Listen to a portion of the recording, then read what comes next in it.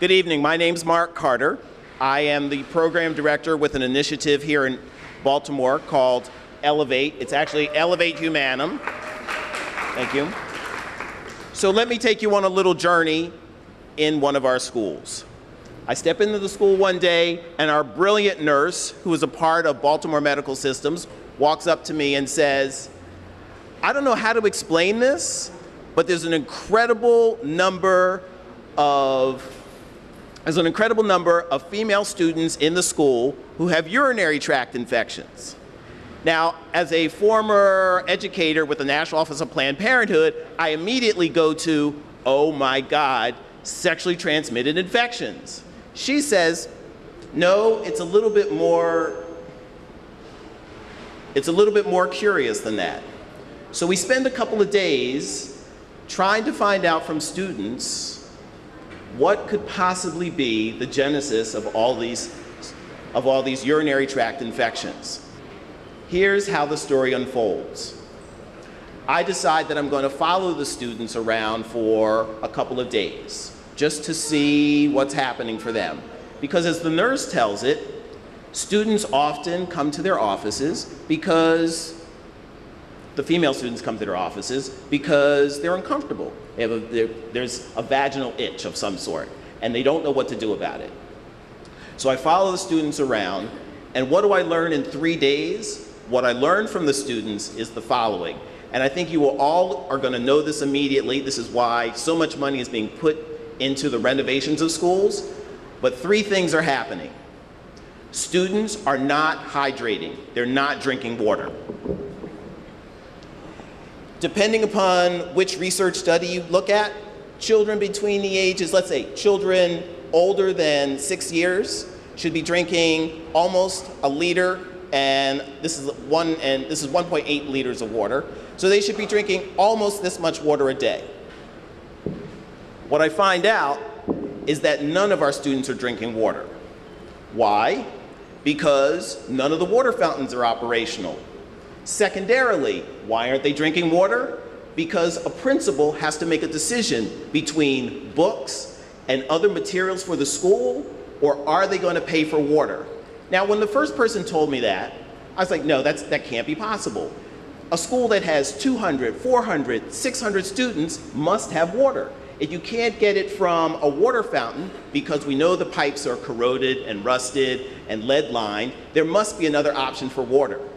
But then, the second part of the mystery reveals itself. They're not only not drinking water, they're not drinking water because every single school has a Byzantine and twisted process about how students leave the classroom in order to go to the bathroom. And most schools say, you know what? We can't trust our students to go to the bathrooms because there will be all sorts of foolishness. And I totally understand that from our students. The things that happen in bathrooms are pretty scary. Students are beaten up, there's drug abuse in bathrooms, there's violence in bathrooms. And that's not to say that some students don't abuse the bathrooms, because they do. Toilet paper down the toilets, whatever you can think of to disrupt a toilet, students will do. But here is the other part of the mystery that is now also crushingly sad to us. Not only are students not drinking water, not only do they not have access to the bathrooms, but students aren't using the bathrooms even when they have access to the bathrooms because, as many of them said to us, Mr. Carter or Mr. Mark, I won't use the bathroom because there's no toilet paper, there are no paper towels, there's no soap, there's no doors on the stalls. And for those of you who have been in some of the worst resource schools in Baltimore City, you know that to be true. To unearth that, to turn that back, to unwind that, you have to figure out with a school, what's the policy in terms of having students leave the classroom to go to the bathroom? Do you trust them? If the bathroom is functional, do you have a monitor in the bathroom? If not, then what?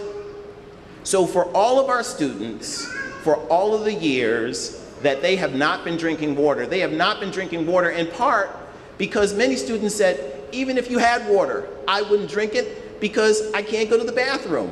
And then what do the students say to us? We skip school. And what do the girls say to us?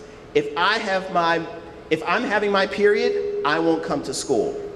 The only way that we were able to convince parents that there was something wrong with this was when we got them to participate in something called the Middle Grades Partnership.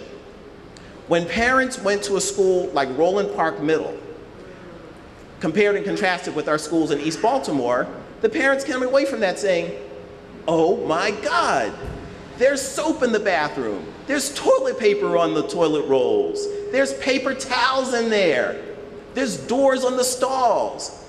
And not until we went to a couple of private schools, like the Park School and a couple of other private schools, did parents come to us and say, oh my God, do you know what they had in the bathroom? They even had feminine products in the bathroom. They had tampons and napkins. Why do they have those in those schools? And we said to our parents, that's a really great question. So the next time that you're drinking water and taking for granted that you can go to the bathroom and taking for granted that the bathroom is adorned with all the resources that you need, I need you to think about all of the poor children, white and black, in this city who have to go to the schools that we know are going to be renovated, but there's some time between now and then where they don't have the necessities. That is criminal. Absolutely criminal.